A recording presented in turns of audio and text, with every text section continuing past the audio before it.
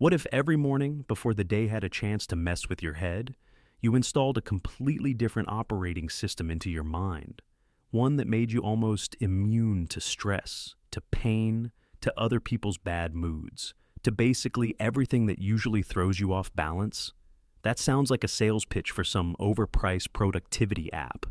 But what I'm about to describe has nothing to do with Silicon Valley. It's about 3 specific mental habits practiced by Buddhist monks for thousands of years. Habits that, when done consistently, literally rewire the way your brain responds to difficulty. And we know this works, not just because ancient texts say so.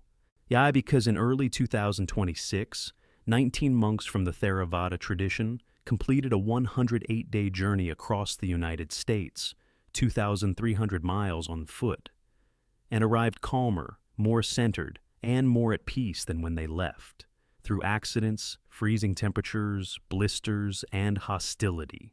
One of them came back in a wheelchair after losing a leg, and he came back smiling. That's not willpower, that's a trained mind. And a trained mind is built on habits. Today we're going deep into exactly 3 of those habits. The morning mantra they repeated every single day. The way they turned physical pain into a meditation tool. And a mental technique so simple it sounds almost too obvious. Until you realize you've never actually done it. These aren't monk-only secrets. They were designed for the real world. For traffic, for difficult people, for hard days, for the kind of life you're actually living. If that's the kind of content you're into, subscribe right now. We go deep every week. Let's get into it.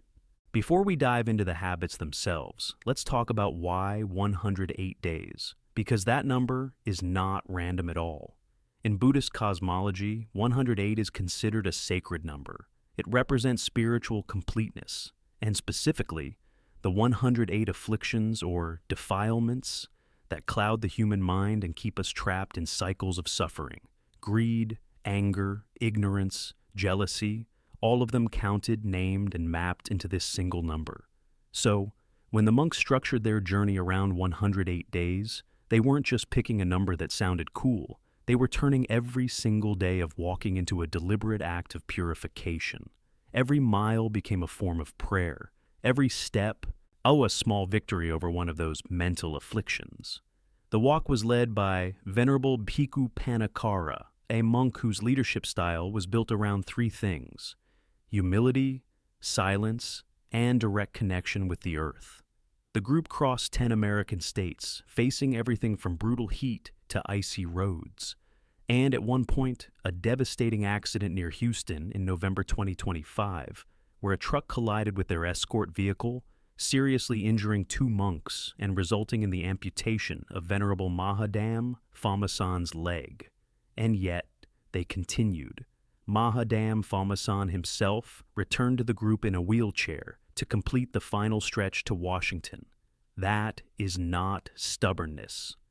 That is something the monks have a very specific word for, and we're about to get into it. Habit 1, the morning anchor. The first habit is what I like to call the morning anchor, and it starts between 4:30 and 6:30 in the morning, before the sun is even up. Every day before taking a single step on the road, the monks engaged in a morning ritual of intention setting. Think of it as the operating system they were installing into their minds before the day had a chance to install something else. Venerable Bhikkhu Panakara introduced a deceptively simple practice. Write down, or mentally affirm, a single sentence. Today will be my day of peace. Then return to that sentence every time something tries to knock you off balance. Now, this might sound like something you'd find on a motivational poster between a sunrise photo and a cup of coffee, but the Buddhist logic behind it is actually quite deep. The premise is this: peace is not something you find out in the world. It's something you decide to maintain, inside yourself, regardless of what's happening outside. Panakara taught that your sense of peace is only disturbed if you consciously allow someone else's actions or the difficulty of your circumstances to affect it. That's a radical idea, because most of us walk through life as if peace is a reward given to us by external conditions. I'll be at peace when the traffic clears. Oh, when the work stress goes away, when things calm down. But for these monks, peace is the starting point, not the destination. This is what psychologists call cognitive priming. Before the day even starts, the brain is being directed toward a particular emotional state. Research shows that what we focus on during those first waking hours actually shapes how our nervous system responds to stress throughout the rest of the day. The monks were doing this instinctively, centuries before neuroscience had a name for it. But the morning ritual didn't stop at personal affirmation. The monks also chanted ancient verses in Pali, the original language of Buddhist scriptures. And the central mantra they returned to again and again was the Metta prayer. Its core meaning translates like this: may all beings be well, may all beings be safe, may all beings live in peace. Here's what's fascinating about that. They weren't just wishing peace for themselves. They were extending that wish to every person they would encounter on the road that day, including the drivers who would speed past dangerously close, the critics who would question their mission, and even the people who were outright hostile to them. Think about that for a second, starting your morning by genuinely wishing well to the people who might cause you harm that day. That's not weakness. That's a precision tool for preventing hostility from taking root in your own mind. Because here's what happens when you practice metta consistently. You stop seeing other people as threats. And when you stop seeing threats, your nervous system relaxes. And when your nervous system relaxes, you start making better decisions, calmer responses, clearer thinking, deeper resilience. The morning anchor is habit number 1, and it's available to you starting tomorrow morning. Habit 2, radical resilience. Now, let's talk about the second habit, and this one gets a little more intense. This is what the Buddhist tradition calls Kshanti Paramita, which translates as the perfection of patience. But don't let the word patience fool you into thinking this is about sitting quietly and waiting things out. Kshanti is defined in the texts as a refusal to be defeated by suffering. It's described as an energy of permanence, the capacity to face pain directly, without flinching, without dramatizing, without collapsing. It is not passive. It's one of the most active, disciplined mental postures in the entire Buddhist tradition. And the monks on this walk were living embodiments of it. Venerable Bhikkhu Panakara and several of the monks chose to walk barefoot, or in just thin socks, for much of the journey, even in temperatures well below zero, even on frozen asphalt, even when their feet were covered in blisters. Why? Not masochism, not performance. It was a technique for forcing the mind into the present moment. Here's how it works. When you walk barefoot, your attention cannot wander. Every irregularity in the ground, every shift in temperature, every stone under your foot, it all demands your immediate awareness. This is walking meditation in its most raw form. In the Theravada tradition, this practice is called kinhin, and it involves breaking each step down into 6 conscious components: lifting, raising, pushing forward, lowering, touching, pressing. 6 moments of pure presence per step across 2,300 miles. Try to let your mind drift to your anxieties about the future when you're consciously feeling every inch of frozen pavement beneath your bare feet. Spoiler: it doesn't work. The present moment takes over completely. But the deepest application of radical resilience came in the monk's relationship with pain itself. The Buddhist teaching here, backed today by decades of research on Vipassana meditation and chronic pain management, is this: pain is inevitable, but suffering is a choice. Pain is a sensation. Suffering is what happens when the mind grabs onto that sensation and adds a story to it. This is terrible. This shouldn't be happening. I can't take this. This is going to ruin me. That story is what creates suffering. The sensation alone, that's just a sensation. The monks were trained to observe pain the way a scientist observes data. When a blister burned or muscles ached, the instruction was simply, notice it, label it. Pain, pain, burning, burning, without judgment, without narrative, without fear. And then, here's the key, notice that it changes, because it always does. Pain is not a fixed wall, it's a series of waves and vibrations that arise and pass away. When the mind truly understands this at an experiential level, the terror of pain loses its grip. Neuroscience has caught up to this. Studies on meditators show measurable changes in the amygdala, the brain's alarm system, after consistent vipassana practice. The alarm still fires, but the volume is turned down. The reactivity decreases, the capacity to remain functional under pressure increases. What those monks were doing across 10 states in 108 days was essentially a continuous experiment in amygdala regulation, and they were doing it the old-fashioned way, one barefoot step at a time. Habit 3, the mirror, mind. All right, we've got the morning anchor, we've got radical resilience. Now we get to what might be the most quietly powerful habit of the three, what Venerable Panikkara himself described as the mirror mind. Picture a mirror. A clean, clear mirror reflects everything in front of it, perfectly. But here's what a mirror doesn't do. It doesn't hold on to the images. When you walk away from a mirror, your reflection doesn't stay there. The mirror returns to its natural state, ready for the next moment, unaffected by everything it has shown. That's the mind the monks were training toward. A mind that experiences everything, the cold, the hostility, the exhaustion, the pain, but does not accumulate it, does not carry it forward, does not let yesterday's frustrations contaminate today's clarity. In practical terms, this means something very specific: immediate psychological release. The habit Panikkara taught was to let go of things as they happen, not after a week of journaling, not after processing with a therapist, not after you've had a chance to get over it. Right then, right now, clean slate. When you're walking 30 miles a day through cities and suburbs and highways for more than 3 months, you encounter people who are not always kind. The monks faced aggressive drivers, verbal insults, skeptical crowds, and, after the accident, the very real possibility of losing one of their own. And yet, they did not accumulate enemies in their minds. They did not keep a mental ledger of grievances. The teaching they used for this comes directly from the Buddha, and it goes like this.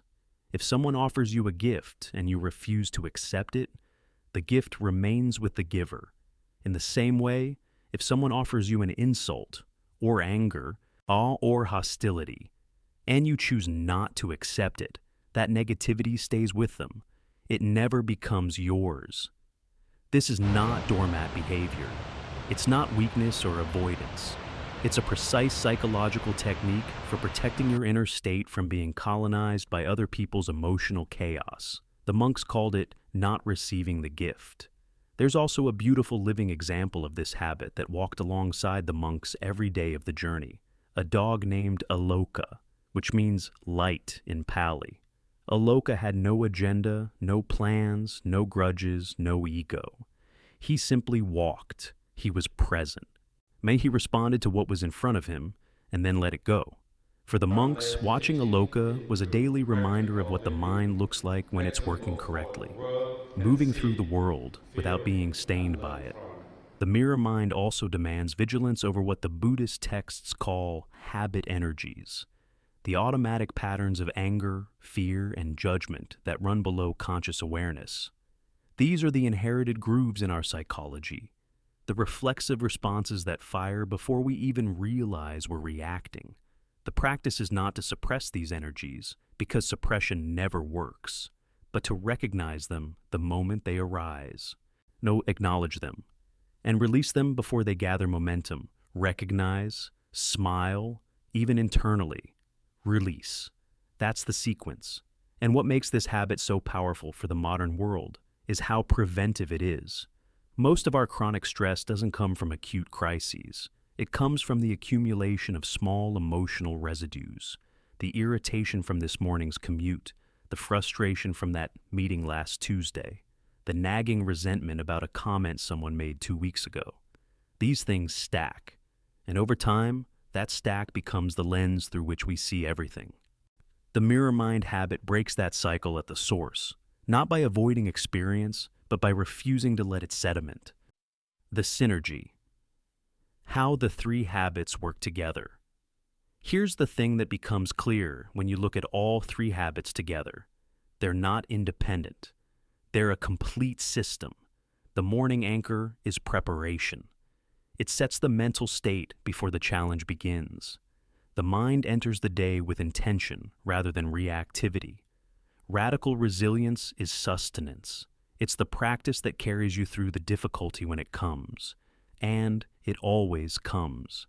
It teaches you to stay present with discomfort without being destroyed by it. The mirror mind is recovery. It ensures that whatever hits you during the day doesn't accumulate. You end each day as clean as you started it, ready to anchor again the next morning. Prepare, sustain, recover, prepare, sustain, recover, 108 times. The most stunning proof of this system in action was Venerable Mahadam Phomasayan. He lost a leg during this walk, a leg. And he came back in a wheelchair to complete the journey at the Lincoln Memorial. That is not a story about willpower in the ordinary sense of the word.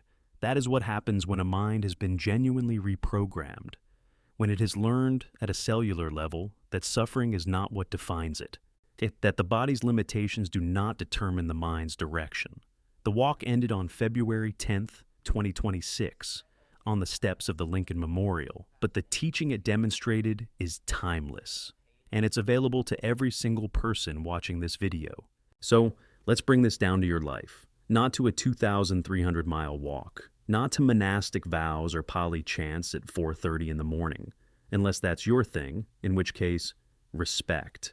But the core of these three habits is completely transferable. Tomorrow morning, before you check your phone, before the news, before the inbox, pause.